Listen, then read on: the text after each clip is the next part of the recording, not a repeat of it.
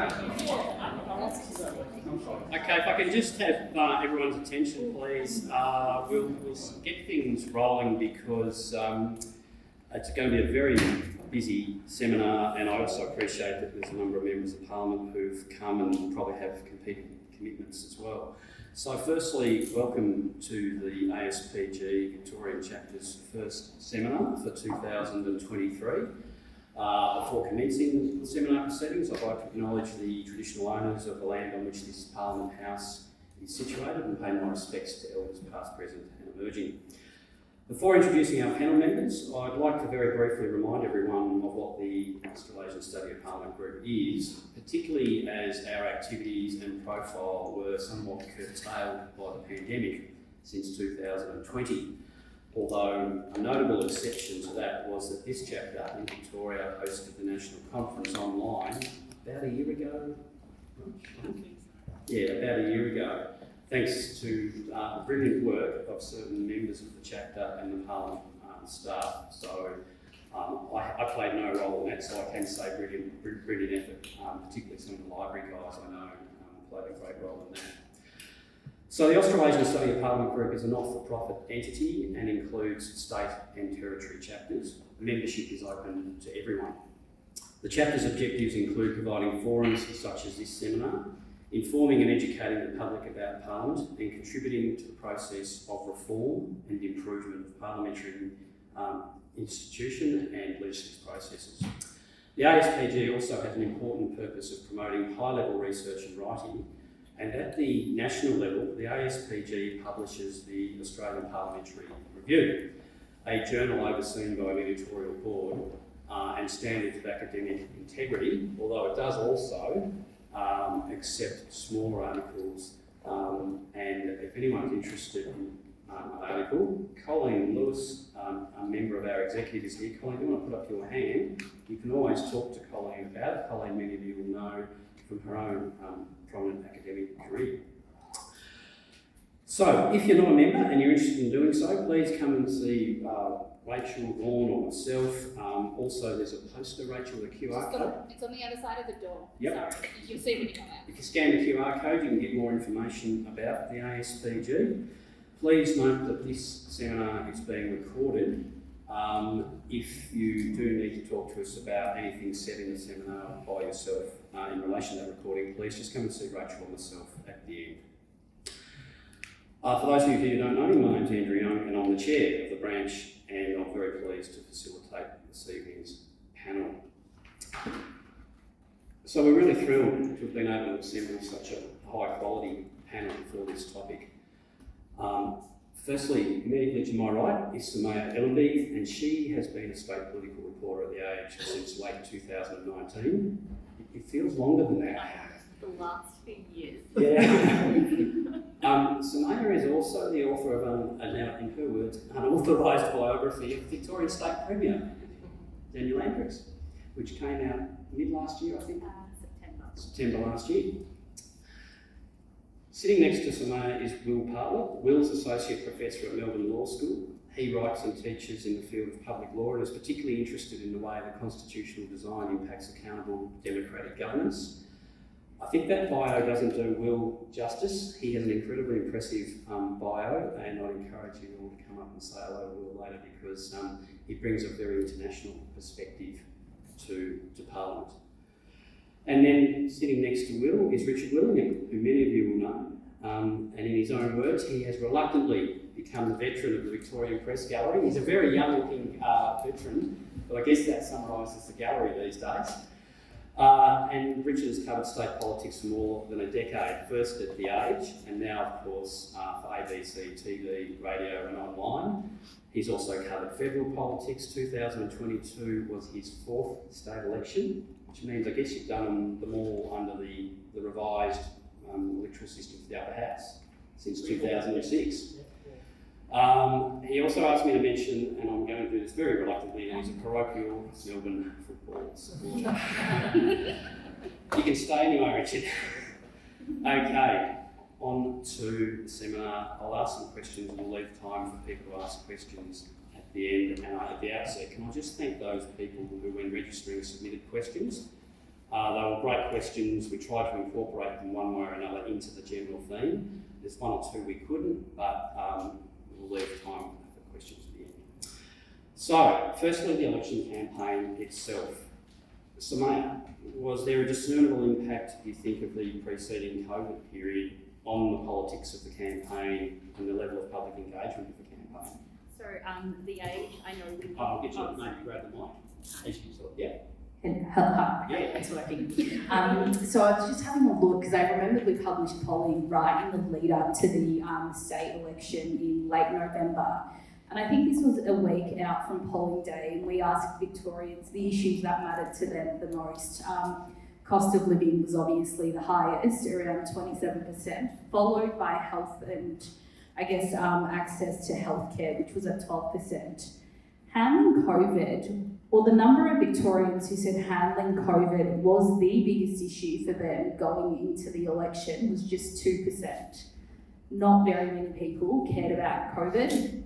Not very many people cared about how government and how, the coalition proposed to handle COVID going into the future as well. And I think we saw that play out during the election campaign, in which the government obviously didn't want to speak much about COVID, and the opposition made a huge, spoke quite a lot about COVID, but more so in the sense of its impact on the healthcare system and Victorians' inability to access healthcare, as opposed to, well, this is how we propose to deal with COVID into the future. But I think, as an addendum to that, what we saw were a small minority of people who were very loud but very angry with the way COVID had been handled.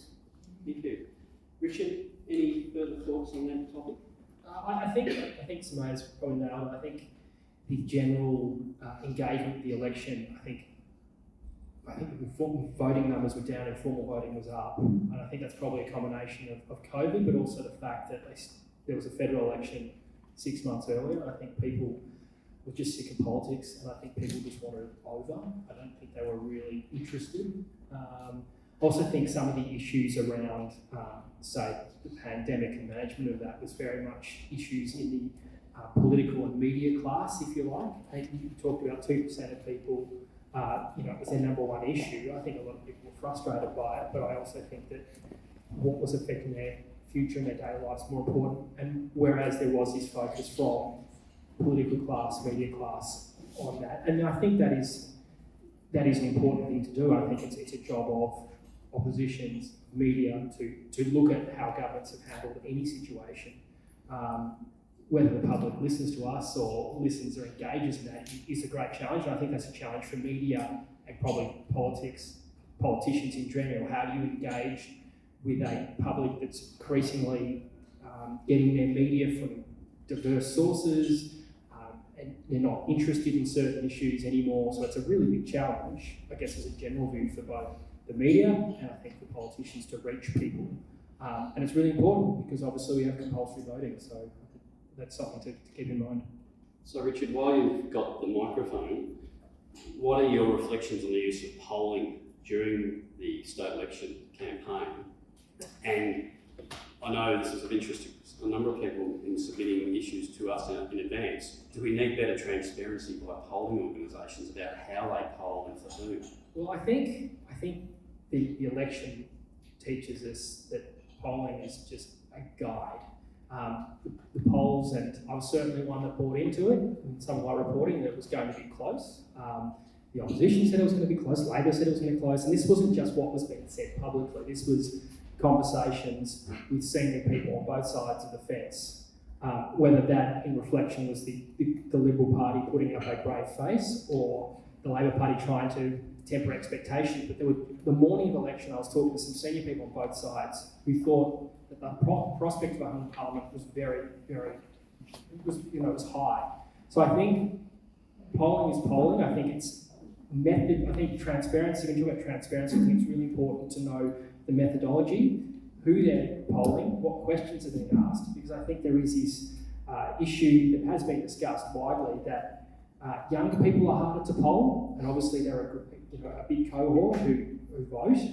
So polling can be skewed. You can only poll people who want to be polled. And if you've got high levels of voter disengagement, that's not going to be necessarily reflected in polling. So I think they're a useful guide, and I'm sure political parties use them as a guide too, but I think if you can get caught up in reporting polls too much as being a sort of horse race journalism, Labor's in front by a nose at the end of the first week.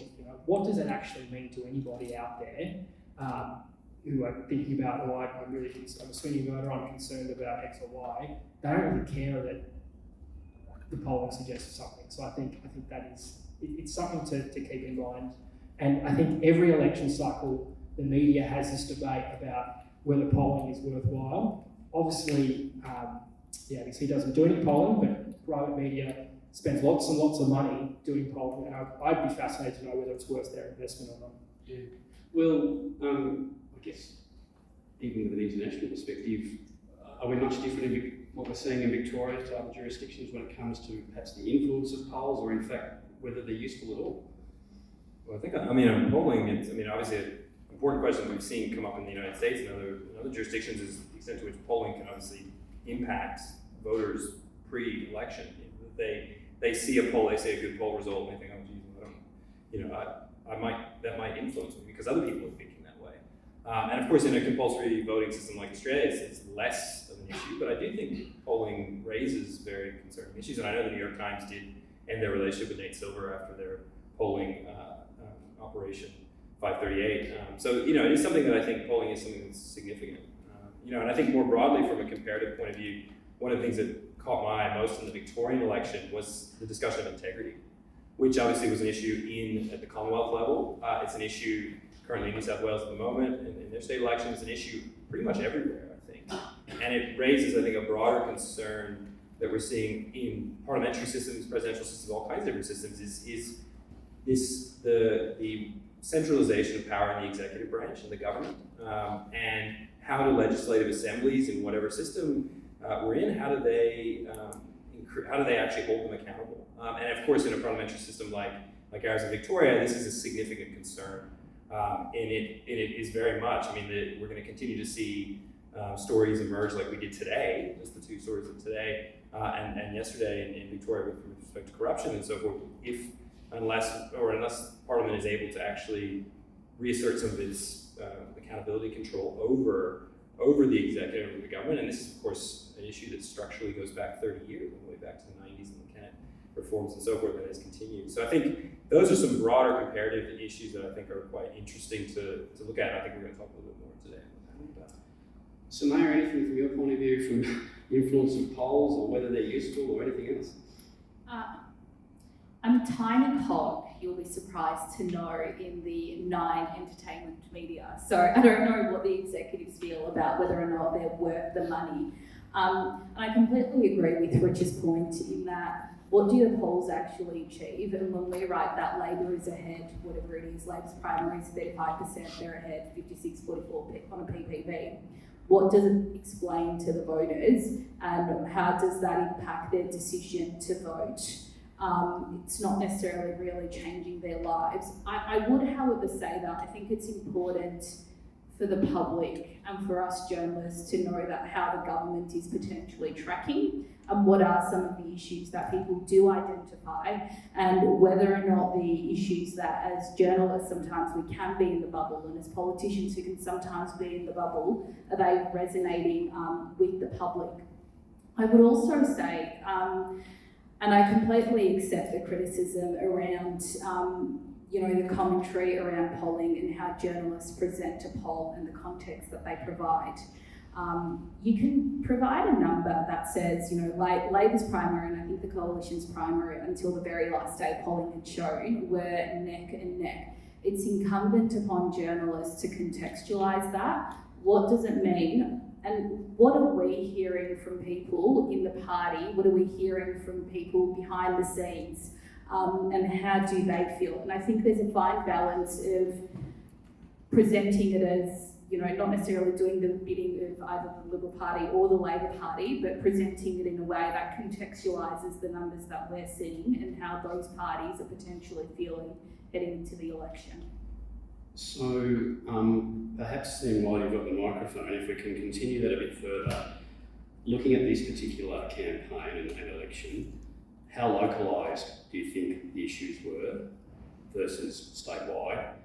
And was there any influence, do you think, of the number of people voting early?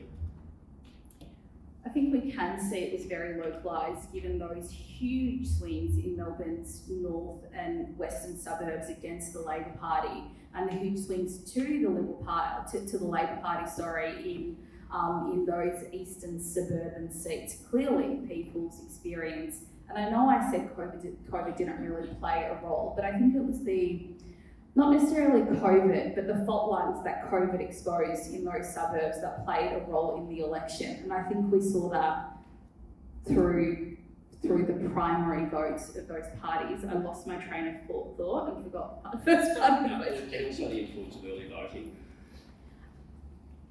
I was speaking to someone from the Labor Party straight after the election, and one of the things that they said to me was, the people who decide elections generally are the people who vote on polling day. They're your swinging voters, they're your blue class, working class suburban people who live in the outer suburbs and who tend to swing elections. I'm sure it did play a role, but I think the fact that there were still people voting on polling day, and that's where Labor's concern was heading into the election. I guess it's quite telling. So, Richard, you may want to comment on either of those questions, the localisation and the early voting, and then I wanted to go on to a couple of other questions, which was, as someone who has now covered 4 state elections and others, how did you find access to leaders and others, and what are the issues these days for resources available to media to actually cover elections? We'll work backwards. So I think it's no secret that media is stretched everywhere. So resources to cover an election is very hard. I think, talk about localised issues, I actually think that as the election was too, macro, there was too much coverage of major issues, and I'm sure MPs like Richard Reardon would probably agree that issues that were happening in, say, Colac don't gather the interest of the metro media, and so you miss out on stories like that. And I think that's because media is stretched.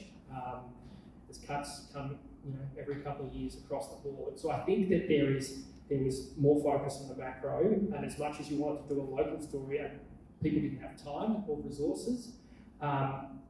Access to the leaders, I've done 4, as you mentioned. It was the most controlled I've ever seen it. Particularly with the Premier, I think it was controlled down to the very millisecond about where he would be when. It wasn't very public. There was no campaign. The good old days where the leader of either party would walk through a supermarket and shake hands, and might get a couple of hecklers here or there. But that was all the theatre of the campaign. It didn't happen. There was no street walks from either that certainly I attended. Matthew Guy did an interview with one-on-one with most of the media. Daniel Andrews did some, but not all.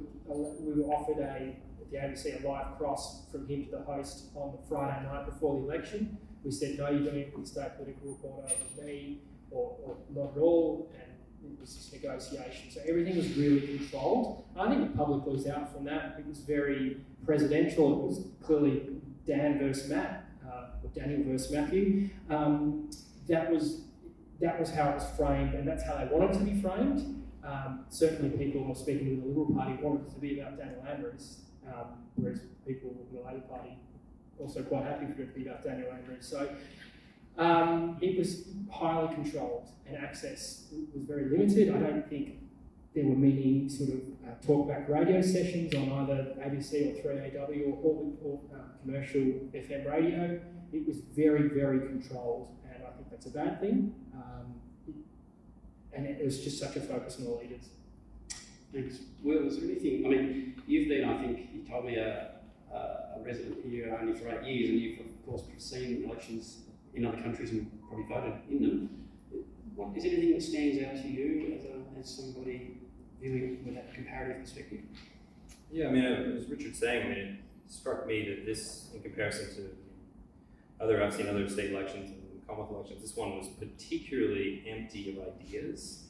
empty of debate, real debate, empty of discussions of what's the Labour manifesto, right? What's their proposal? They're making suggestions on what's the Liberal manifesto. I think, and again, that may be the fault of a lot of different structural things, I think, but it was particularly, in my view, quite empty of an election. It became, announcements of, funding, like we're gonna get rid of this level crossing here, we're gonna open a hospital here, make a promise about money spent here, which, is, I think, particularly after what, this state went through for the last 4 years, is a bit of a shame, and given some of the concerns amongst, I think, a lot of the voters in the polling that the Age did, Sumeyya's pointing out, was that, they're worried about issues. They're worried about, particularly the concentration of power and the activity of certain ministers and so forth in certain cases across the board in both parties and all the parties. So it's, I think people wanted to hear ideas of how to fix that, and I don't think, I didn't hear any, unfortunately, and I think that, it was problematic, and I hope that will change in the future, because it seemed emptier than even I remember on these type of elections. Okay, thanks. We're going to move on to the actual result now. So we've been through the campaign. So my microphone's near you, so I'll pick on you first. How would you summarise the result, firstly for independents and Teals, particularly given that 6 months earlier they'd had such a significant result in the federal election? We probably saw something a bit different in the state election. Disastrous, because none of them have been elected, and the ones who were in Parliament have lost their seats. The Liberal Party President, Greg Mirabella, he provided a briefing to the Liberal Party's federal executive a couple of days ago, just his views on what he thought why he thought the Liberal Party lost. And one of the things that he identified was the Victoria's very strict donation laws and how that's hampering Teals to be elected in, how that hampered, I guess, the Teals efforts and the independents efforts. I think that's an important point. I also think it's important to note that the Teals at a federal level were up against a Liberal government and Scott Morrison, who was so widely unpopular that they were easily able to campaign on integrity because they were pushing for a federal ICAC, which the government wasn't willing to do. They were pushing for further and faster action on climate change, which the federal coalition government wasn't doing. You got to a state level and you had, so those Teals at a federal level had an opposition in the government, and governments win or lose elections. At a state level, they were trying to Labor government, their opposition was against the Liberals, and it was people were probably thinking, well, it's not the Liberal Party making the decisions. And for quite some time, they spoke a lot about, I guess, integrity and climate change too, but they spoke about the need for the government to implement the recommendations of the Operation Watts report, which both the government and the opposition had supported. And they were also calling for faster and stronger action on climate change, which the Labor government here and also the coalition at a state level were much stronger on climate change action than what the federal Labor and the coalition parties were. So I think there was a bit of a disconnect between what the Teals were proposing to Labor government. They were trying to oppose a Liberal opposition. And then you had obviously those donation laws as well. And I think Simon Holmes at court has mentioned Victoria's donation laws as being a bit of a hindrance to independence. Okay. Richard, any further thoughts on that question of why such a different result? I think Sumeyya nailed it, and I think the key point is that it was a Labor government. That's why it was hard for the Teals to break through. There was no point of difference. What was the argument? It wasn't clear. Corruption, integrity, climate change, there was no sort of point of difference. So I think they had a bad election for that reason. Yeah. Will, Sumeyya mentioned donation laws. I suppose not every reform of donation laws is intrinsically good just simply because you reform it. Do you have any views on what's happened there and whether there are unintended consequences, whether it's healthy or not healthy?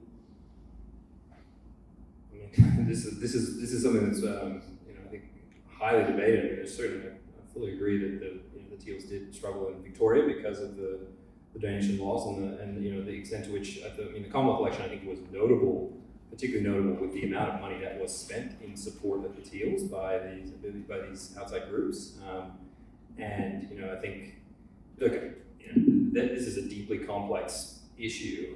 Whether you know we should be thinking about you know donation laws in Victoria on the basis of this one case study, probably not.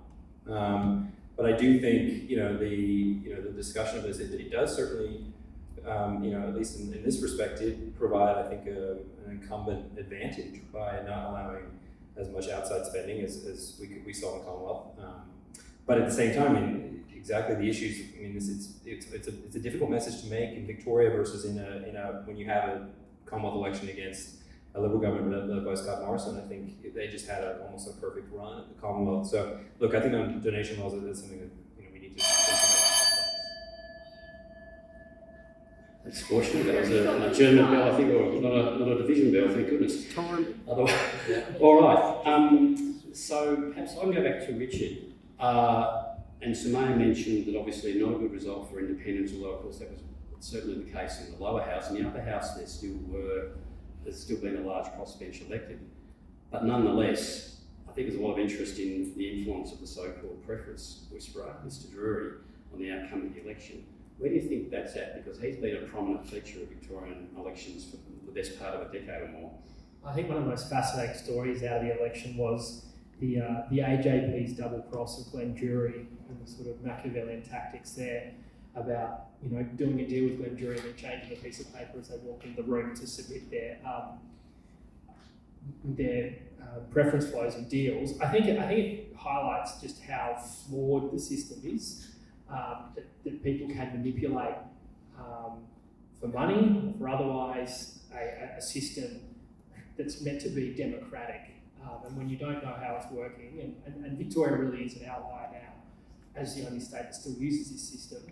I think the fact that we have MPs, you know, elected with 1.5%, which is bigger than last time. I think it was Rod Bartlett, the last House was 0.6%.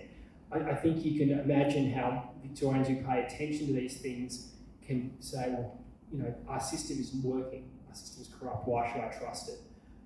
So I think the fact that we've still got this upper house that no major party has a majority, you'd think would stimulate some sort of discussion and potentially some reform. Victoria is the outlier. WA did it after their most recent election, and I think one party over there got elected with 98 votes. So there's certainly calls on the paper to do it. It's about political will. Does the Labor government want to do it? It's had opportunities to do this for years, you know, back to 2014 when they were re-elected. The Greens, the opposition, have all made sounds about changing this, reforming the system in some way, and so have some of the people who've been elected in this system. So you'd think the appetite could be there, given that Labor only has 15 seats out of 40. So perhaps the the time is right, or perhaps politics will probably trump everything. If Labor can find a way to negotiate with the upper house and get to the magic number with a diverse crossbench, then maybe they won't need to blow them up. Because that's the risk, right? They say, okay, we're going to change the laws, and you, we need your vote, but we're also going to reform you out of existence. It will take courage from probably the crossbench for people to say, okay, well, this system needs to change, and that may mean that I'm a one-term wonder. You'd hope that sometimes the greater good would trump politics. We live in hope. And I promise everyone, I didn't set that up for Fiona Patton to read a question about the influence of the preference whisperer. Sorry, Fiona, I didn't mean to pick on you. I know you don't. You just end up doing it. Sumeyya, do you have any further things to add in relation to the whole preference whisperer and the general upper house electoral system? And in breaking news, the upper house just, I don't know, maybe an hour ago, passed a motion calling on the government for an independent review of the state's group voting system. It doesn't bind the government to do anything, but the upper house passed that motion. Hopefully the government heeds that. One thing that I would add is, I think Absolutely, the need for political will and the need for political appetite, but a lot of politicians have different priorities. And I think you need a government and senior leaders in that government, and you need a premier who cares enough about parliamentary integrity and parliamentary reform to get that happening. I don't see that. And I think it was Susanna Sheed actually, and I know the Greens have been doing that quite a lot in the lower house, the Legislative Assembly. She had mentioned to me that the Victorian Legislative Assembly is the only house in the Westminster system across the world in which non-government members cannot introduce motions or table bills in Parliament. Aside from the whole preference whispering issue, that is, you have elected representatives and elected members of Parliament who actually can't do their job in the lower house. And I think there needs to be a government with the appetite for parliamentary reform and care enough about, parliamentary integrity. Well, you've almost given me the perfect segue to the next topic, but just before I get to it, and because I know Will's going to want to talk about that next topic too, Will, just in terms of the upper house electoral system, and look, as a former clerk of the upper house, I loved the plurality of the house. And I still think it's useful to have it if you're going to have a house of review as opposed to just a replica of a lower house. But nonetheless, there are still questions of legitimacy. So I suppose with your legal and academic hat on, where are there dangers there when it comes to legitimacy and what the people who vote in the house actually end up seeing? Yeah, look, I think, the upper house requires a balancing act, right? Between Australia has a very unusual, because of course Australia was the first elected upper house in the Commonwealth level in 1901, and then subsequently after that it came into Victoria, I think about 40 or 50 years later. But elected upper houses in Westminster systems are interesting and unusual, and I think we still, the academic work is still working on this, but you need to have obviously a more representative, you think of it as a more representative body, one that might actually represent smaller minority groups, smaller interests in the society and in the population. Yet you need to balance that against the kind of system that Victoria has now, which is, where you have essentially backroom deals going on and so forth. So how do you not, so I do think you're right, Andrew, to say that I think that there's a risk here that if we reform it, that we make it too majoritarian, right? I think we want to have an upper house that is not too majoritarian, but at the same time avoid some of these issues. I'll jump in there. I don't think anyone's actually proposing that it does become majoritarian. I think it's just setting some sort of baseline or some sort of threshold to set a system where you still have the benefit of a house review and plurality, I can't even say that word today, but you have some sort of system where it's more transparent, and there should be some sort of basically you've got to get to X before you can be considered, and I think that's probably one of the dangers. Yeah, and we've got a lot of models to look at, right? We have WA that just made their changes, the Commonwealth made changes in 2015.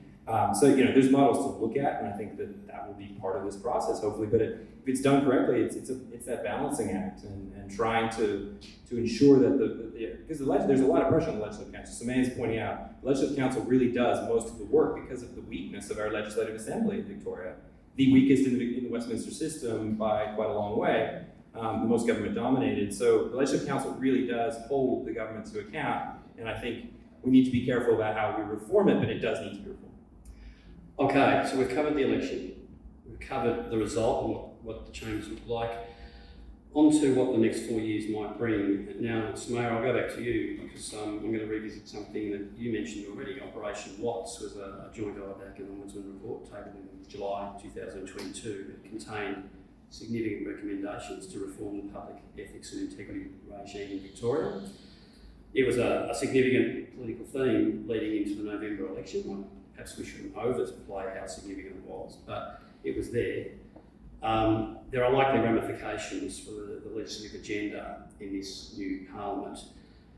So perhaps I know you've covered it as a reporter. What was the political response to Operation Watts last year? And in light of the election result, what do you think it might mean for this parliament?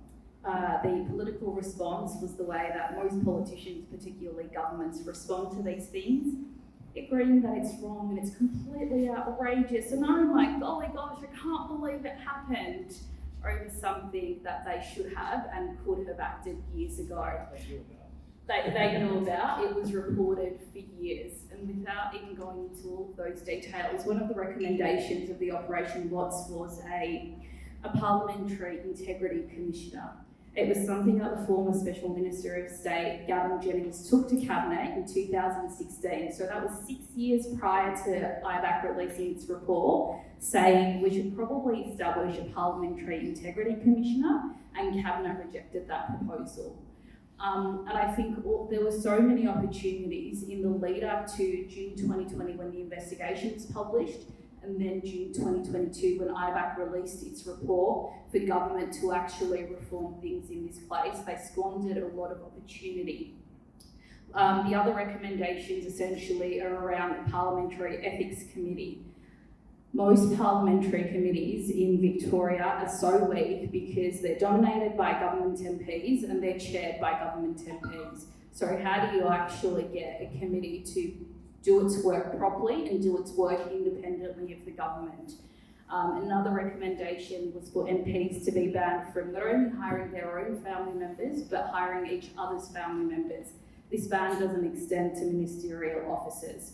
So you can see how, well, the government did accept all of the recommendations and the opposition said all of the recommendations should be accepted, but I guess history shows how opportunities were squandered and things could have been done before we got to the situation we got to. Richard, did you want to add anything there before I let Will go? My soapbox. So perfect. Will, what was significant about the report from a legal, but also, I guess, more particularly a cultural point of view? I guess two things are really, at least to me, struck me as very significant. First was this the first time we've ever seen integrity institutions, and these are officers, independent officers of Parliament, the Office of the Ombudsman and the Independent Broad-Based Anti-Corruption Commission working together. That is, I think, very significant and suggests a level of frustration with the system and the way that the systemic issues are not being handled. And second, I think, is, which really struck me as well, is the way in which, at least I think the first three, as Sumeyya's already mentioned it, the first three recommendations all deal with Parliament. And this is something that I'm very interested in writing about, and I've been writing a little bit about already, is thinking about Parliament itself as an integrity institution, right? Parliament itself is the institution that is largely forgotten. We think, oh, IBAC does that work, or the Ombudsman does that work, but Parliament, it plays an incredibly important role in obviously supporting that and most importantly funding it, right? So, you know, and they know that, Rob Redlick and the Rugas know that, so that there is, in the first three recommendations, and particularly this parliamentary committee, this ethics committee that's proposed, they suggest that it should have a non-governmental chair. And I would add to that what we did in the Pandemic Accountability and Oversight Committee, actually balanced composition itself, and so in terms of voting. So that we have the model already in place in the pandemic bill, which I think hopefully will become a model, and I know that the Greens have put forward a parliamentary committees bill at the moment, which would create joint committees that would actually have balanced composition and a non-governmental chair, as I understand it. And I think that's very important for Parliament to be able to reassert some control, because as Sumeyya's pointing out, most of the practice in Victoria has been that parliamentary committees are dominated by the government and parliamentarians are not acting in their roles as parliamentarians, but they've been acting in their role as members of the party and have been protecting the party and the government from oversight. And I think this is one of the really important things that comes out of Watts, and I really hope we get a report, because this kind of structural constitutional, what I refer to as constitutional change in Victoria is really significant in getting Parliament back into the integrity game and supporting these institutions, which I think are going and remain very, very active and very, very busy because of the lack of accountability that has grown up over decades in the Victorian system, and not just Victoria, other Westminster systems as well. Yeah, and look, if I can editorialise for a minute, the thing that struck me about Watts was it read as the most informed view of the realities of the workings of Parliament from third-party agencies that I've seen. And I note your comment that we forget that when we talk about integrity institutions, Parliament is actually itself an integrity institution. It's not separate from them. Yeah. Sumeyya, Richard, the issue of funding and general independence of the Parliament from executive government, it's something that people like me have been going about for years, but largely in a phone booth.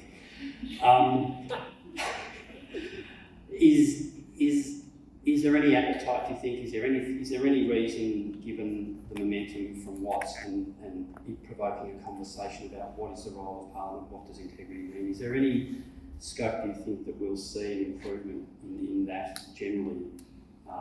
Any reason for it at all? Sumeyya, I know you've written some articles last year about this. Oh, come on. Really? No, I think we'll see some change given there has been the commitment to implement these recommendations in Operation Watch. Operation Clara that IBAC released today, there's some recommendations again, mainly around lobbying. Operation Sandon will also go to that, and there's also a couple of other IBAC secret investigations that we don't know about that will probably speak to, political and parliamentary integrity. I think I go back to my earlier point of you need the political will to take on the crossbench, for example. You also need the political appetite to want to do that change, and whether you want to make that the priority. I think it's an important theme of your term in the government. Richard? Sorry. No. On top of that too is that when you have a government that has won 3 on the trot and has a big majority in the lower house, there's no, I guess in their minds, it's just me thinking out loud, is there's no need for them to do it, right? So they see, well, let's not to talk about this. We've been elected for a 3rd term with an even bigger majority. Voters don't care about this. I mean, voters should care about this, and plenty do, but it doesn't capture the sort of the public consciousness like it probably should. And that's despite media covering it. It's just one of those things, and I hate to use this cliche, but I think too many people in the public go, oh, it's all politicians are the same, pox on both your houses. Whereas the reality is that this is a 3rd term government. So there has to be the will. Do they need to do it politically? Probably not. That's as sad as that may sound. But I think the point you made yourself, Andrew, about and Will about Parliament is this place meant to be this place of integrity. It's meant to be this special high office, and I think that there needs to be more work to restore that as a principle. And I think that probably goes to all sides of politics and treating it not just as a place to have a slanging match, but actually uphold the traditions and what it stands for. And I mean, it comes back to simple things like actually in question time having answers to questions. I live in hope, and I've been around a while, and if both sides of politics do it, I'm not saying anyone's worse than the other, but little things like that, having the umpire pull up, you didn't actually answer that. It's very difficult, especially when you have such a dominant force in government. Yeah. We'll move off of this whole integrity issue in a second, so I should give you a chance to fill in any gaps you think we've missed here. The only other thing I'll say is that the fundamental principle of parliamentary government is responsible government, right? And that means that the executive is responsible to the parliament, and the parliament is not the government, right? The parliament is not the party that forms the government. It is all the parties and all the representatives who have been elected by the community, and that principle I think is one that it's easy to lose in a highly kind of managerial form of government where everything's run off Spring Street, and we have a in the executive money's being pushed around and so forth. But thinking if we can start to talk about and link, hopefully, I'm maybe a little bit more optimistic, but maybe I'm just delusional. I'm an academic after all. It seems that you can link this structural kind of issue of responsible government to tangible things people are seeing every day. Waste of money, misuse of public funds on all sides of government and all sides of all parties, and thinking about how we can stop that. Because obviously these type of linking those things can potentially help. But I'm in the phone box with you, Andrew, and I think maybe a few others. like, let's try as best we can to educate people on this and the Victorian people that there are systemic reasons why this is going to happen, why this has happened and will continue to happen. And underlying that is the principle of responsible government. This building here should be in charge, right? Not the executive governmental buildings across the room. All right. Well, while you've got the microphone, one of the questions that came in from the registrations was a theme we hear a little bit in Australia, not just Victoria, and the question was about Americanisation of politics in Victoria. I hope you're not offended by that. What aspects of the campaign do people refer to when they say this? That's part of the question. Is it the notion of the two-party system? Is it threats of misinformation? Is it the balance of rhetoric and policy? And I know you've already reflected on what you saw as a lack of policy.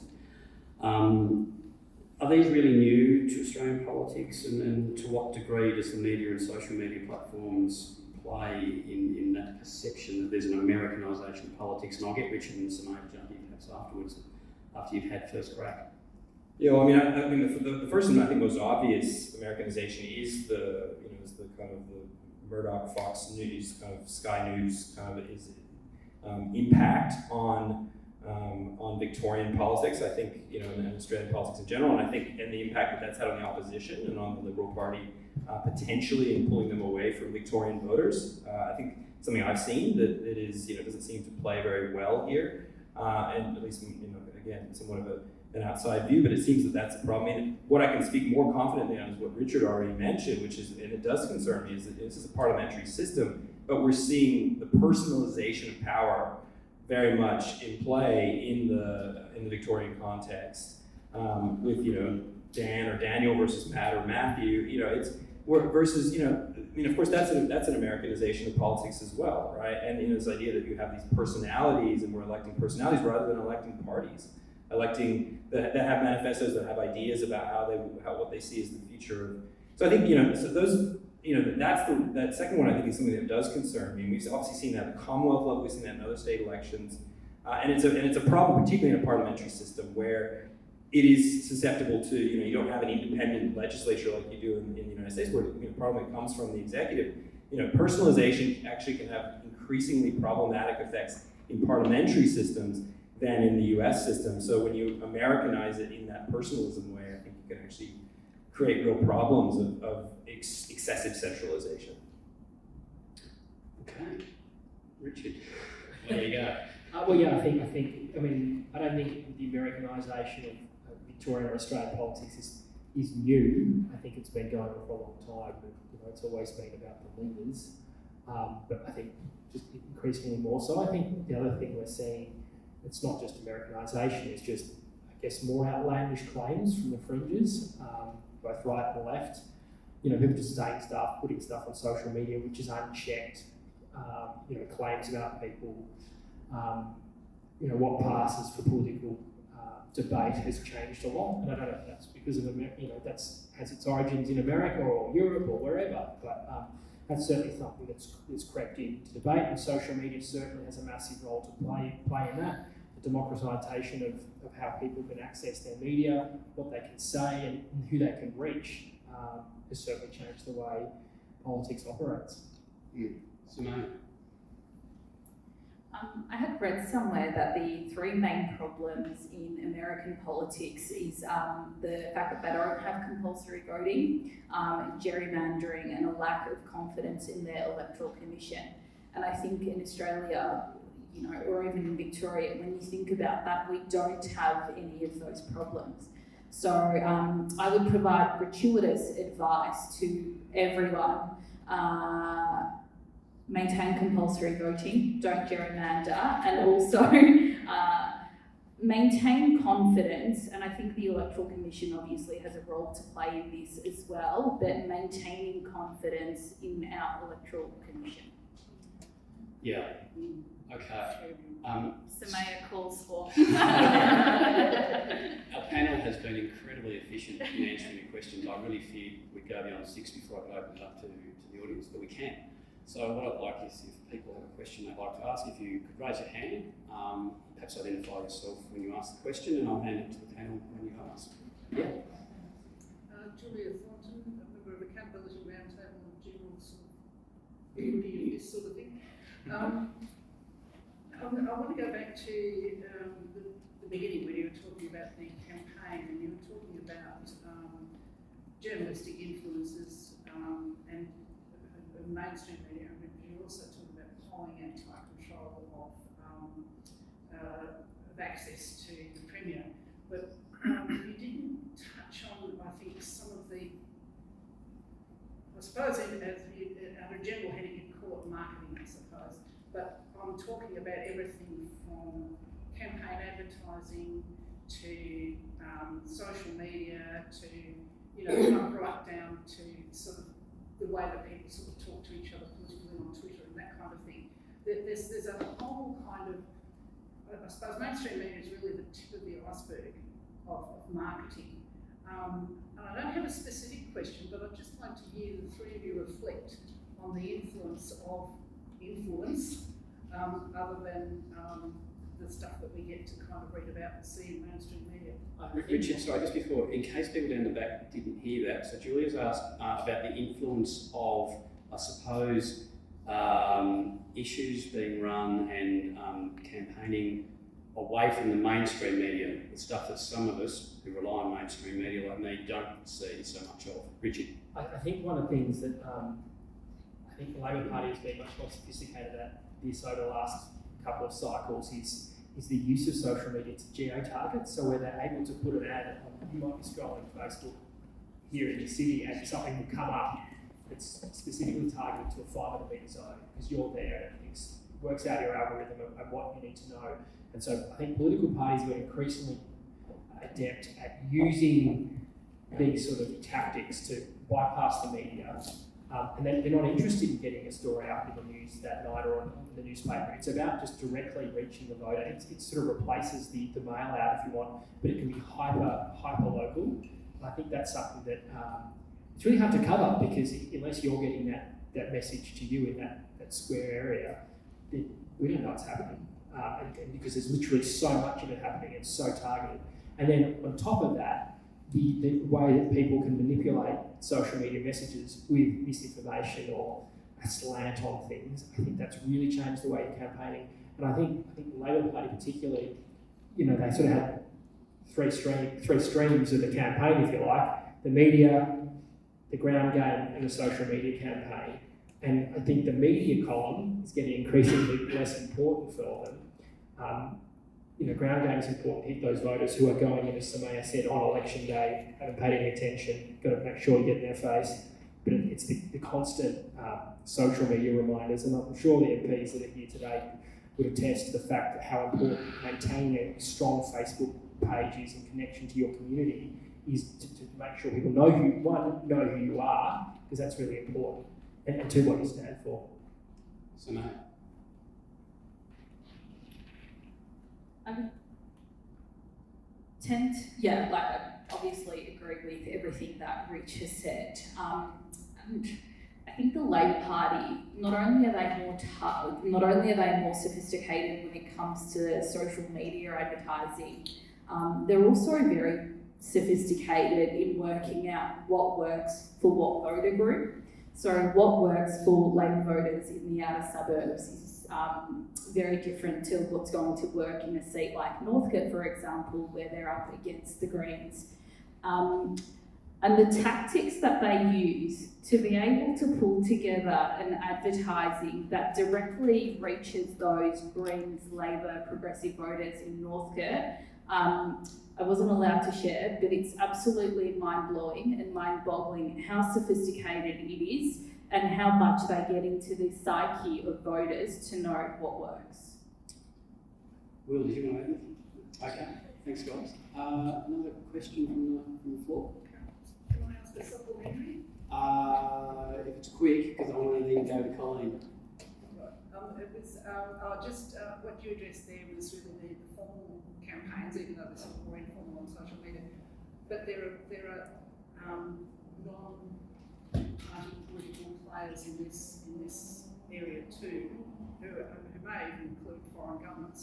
And I'm just wondering if you've got any reflections on how lobby groups and non-formal political players play it. Okay, again, for the people at the back, the question there was influence of lobby groups and others like that. Any comments, Richard or Sumeyya? I think they certainly exist. Trying to work out what's foreign and what's local is very difficult. It's something that I know there was a committee report last year, I think a couple of years ago, that did stress the need, I think maybe the Electoral Matters Reform Committee talked about the need for greater regulation of social media, about misleading political commentary, political advertising, what is fair comment, what's misleading. But it's a really difficult realm, and social media is probably, I think it's a federal responsibility, it's communications. It's a really difficult, and the social media moves so much quicker than any legislative body anywhere in the world. But yes, it's certainly out there, and I don't know, I can't tell you what the influence is on politics or not, but it's certainly out there, and you certainly see people saying outlandish things, or really straightforward things, but it's certainly out there. So I don't know how you can I don't know how I can quantify it. Anyone want to comment? Okay. Colleen. Thank you. Just listening to all that's been said today, one of the things, especially your answer to the question from Julia, one of the pillars of a liberal democratic society is the role of the fourth estate. And that falls into You're right, keep going.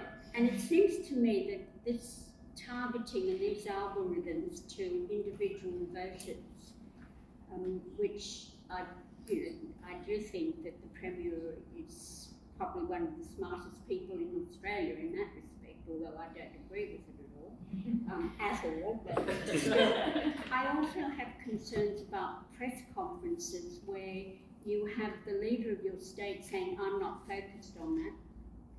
Well, that's incredibly frustrating on a nearly daily basis. Well, so are we actually saying, combine that, I'm not focused on that, I'm not interested in that, that's not what I'm interested in at the moment, or I'm not going to answer that question because I'm just working hard for the people of Victoria at the moment.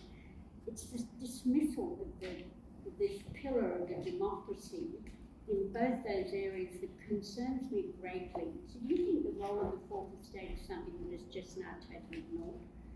My neck's about to fall off from Again, so for the people in the back of the room, Colleen's asked about where the media is at, I guess, these days in its ability to keep government accountable.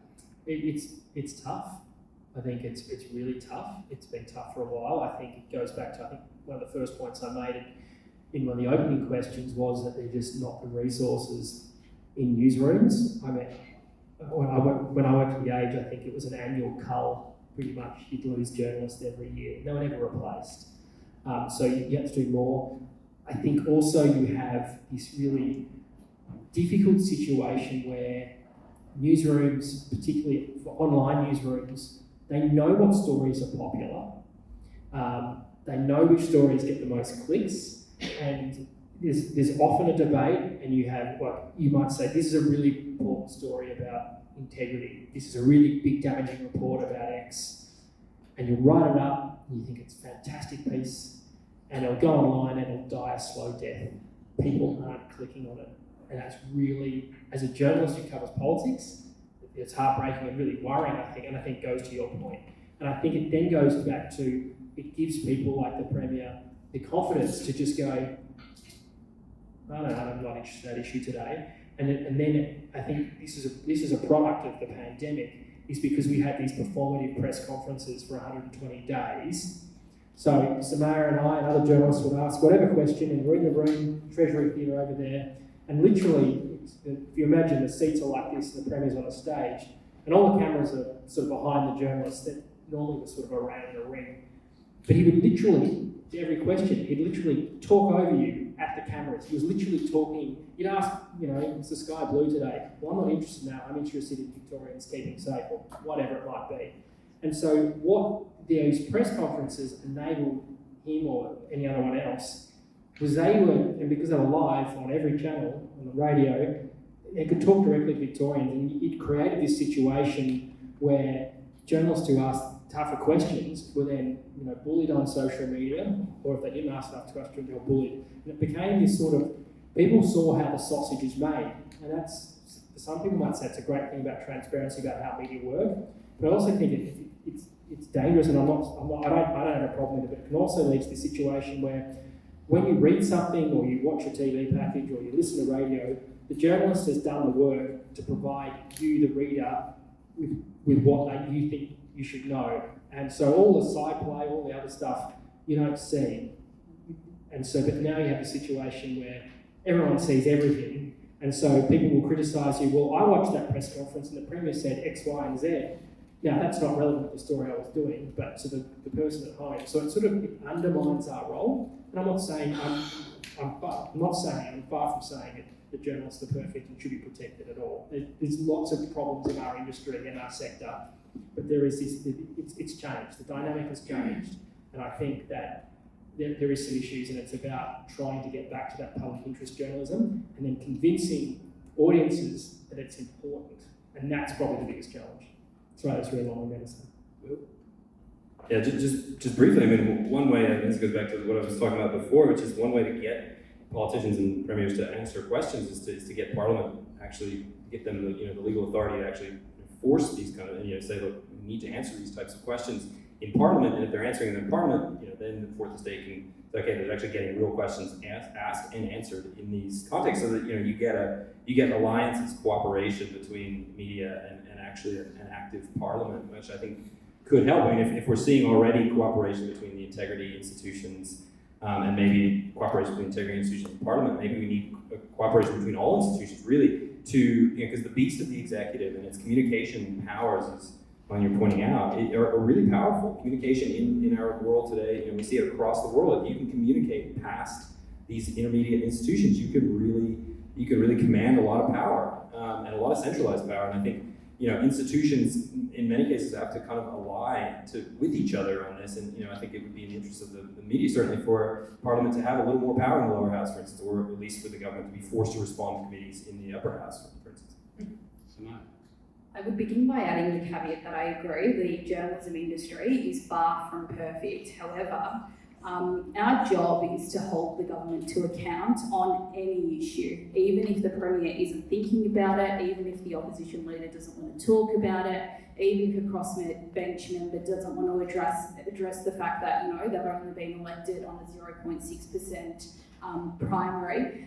Journalists are there to hold politicians to account, and no question should be off limits. And I think that is very dangerous territory to go down towards, where you think, oh, well, the press conference today is about, a new hospital in Melbourne's southeastern suburbs, and the only questions you ask are about the hospital in Melbourne's southeastern suburbs.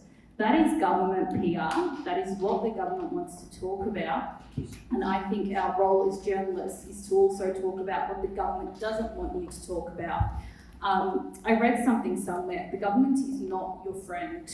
You may be a Labor voter, you may be a Liberal voter, you may be agnostic, but the government has been elected to serve you, has been elected to serve your interests, and they have a duty and they have a responsibility to be held accountable. Now, Am I Richard. on my soapbox? No, that's what we're going to do. Richard apologises. He had to dash off to another commitment. But look, we've still got a couple of minutes if there are any more questions from the floor. Gee, I thought there were more questions, except that we did incorporate some of the questions in my questions. Richard at the back. Can a politician ask a question? Yeah, no, well, that's great. I'm sweating. It was actually Richard's left, because he was the one who made the comment, but I think he sort of shared in the discussion on it. Richard said some of the stories you try and put up that you as journalists may think are more serious and probing die flat, and so that makes it difficult in this new age.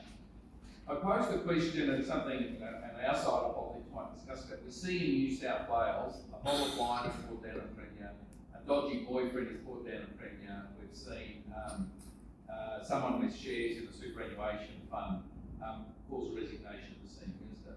Here in Victoria, nothing seems to ever go past one day of news cycle Is that a difference in political culture in Victoria to New South Wales, or is it a difference in the way journalism operates in the two states? Great question, Sumeyya. It's a very tough question. I don't have a very obvious answer to that, apart from, I would say that it's been a very obviously Labor-dominated state for quite some time now.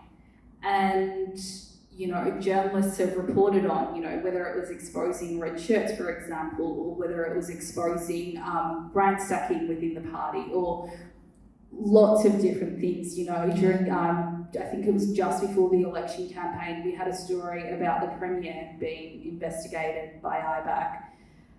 Journalists, again, I'm not saying our industry is immune from criticism. I think there's also we're not there to be players in politics, and we're not there to, you know, I don't see my job as what scalp am I getting today and whose resignation am I causing today. I can do my best as a journo to hold whatever it is that government or the politician to account, but I don't also necessarily accept or think that the fact that things aren't sticking is purely as a result of the media. You don't agree, Richard? No, well the question speaks to other markets different. I mean, Richard, you know, they seem, in other jurisdictions, sometimes these stories of integrity hold much greater strength perhaps than what they do here. Is that a cultural thing? You're saying it's not the media's role, so perhaps it's... I'm not saying that at all. I think it is the media's role to hold government to account and to pursue those issues. I've pondered this question too, and I've thought about it. I don't know what the answer for that is. I think Will wants to add to that. Not on the journalist side, but on the comparison of New South Wales, I think is very interesting. Systemically, you know, people talk about Victoria's culture, but of course Victoria's culture comes out of the systems that exist and the relationships between institutions in Victoria that have been in place largely since the 1990s, which is very different than New South Wales, I think. So since the 1990s, we've had a series of very strong governments, Kennett to Braxborough, to Bailey, maybe a little less strong, but then to obviously to Andrews now. And these very strong governments have eviscerated to a great extent the role of Parliament and the role of accountability in the system, which of course is going to have huge impacts on how media interacts with the political system. So, you know, I think a comparison to New South Wales is absolutely important for Victoria, but not to say, oh, we just have a different culture. We have a system that needs to be reformed. If we change that system in Victoria, we can have, I think, a better culture of accountability where the kinds of articles Sumeyya is talking about could actually have an impact. They have an impact in New South Wales because they have much more of a competitive, I mean, there's obviously a party aspect, there's much more competitive party structure, competition in New South Wales in comparison to here, but I think particularly on the way in which, as you mentioned, Parliament, these things aren't able to be raised in Parliament. There's less of a kind of shaming mechanism in Parliament in the Victorian context that I think would interact with media. At least that's some of them. I think there's a thesis in your question there. Richard. Do you have an answer? Yeah. Well, no, I don't, because it's my job to try and figure out the answer, and I don't have it. But I just made the observation today, question time, there was clearly no answers given at all to very clear questions. Now, my gut feeling is, if that makes the news tonight, or public media, it might be item number 10, and it'll be downplayed, it won't be made much. That in New South Wales clearly would be number one news item in hand. I mean, if you've got a 24-hour news feed going in your office, you'll see New South Wales scandal go on and on and on, and Victoria, nothing. It just doesn't get followed through. So, is it our fault as opposition? Is it media fault, or is it just the point that Richard made? People in Victoria don't care. I don't know. Yeah, that's a great question. Tim. I'll just very briefly comment that part of the explanation might be the difference between the powers of IBAC and ICAC, just in terms of premiers resigning over dodgy boyfriends and so on. That's not the whole explanation, but I think that might be part of it. Well, perhaps it does go to the incentive for the media to keep following up because they think something might actually arise from following it up. I don't know. Sumeyya, can I ask one follow-up question from, in fact, something Richard said about number of clicks and therefore stories dying. So would you and Richard therefore effectively say, when I grew up reading the media, because I grew up reading newspapers, it was really being, what I was reading was decided by an editor, whereas now, effectively, unfortunately almost, the editor knows what the public actually wants. And therefore, it's, I mean, how many decisions really being made by an editor as opposed to stats on a sheet? And like I say this genuinely, not because I'm being recorded. My editors. No, but I know at the Age we've had this big ethos that, you know, again, we had a meeting about it today, quality over quantity. So our editors would continue to back that story about Eloke, even though it did very poorly stats-wise. But I think, yeah, quality over quantity. But to Rich's point, it's a very hollowed out media in which you don't even have very many senior people left, but you have a few senior people left. You have not very many at all in the middle rungs of journalism who should essentially be mentors to the younger journos. And then you basically have a lot of really young, inexperienced journos trying to do a million things and juggle a million things at the same time. I think it's, yeah, I think like I genuinely know that our paper will back a story on merit if it's really good, regardless of how it does stats-wise and numbers-wise.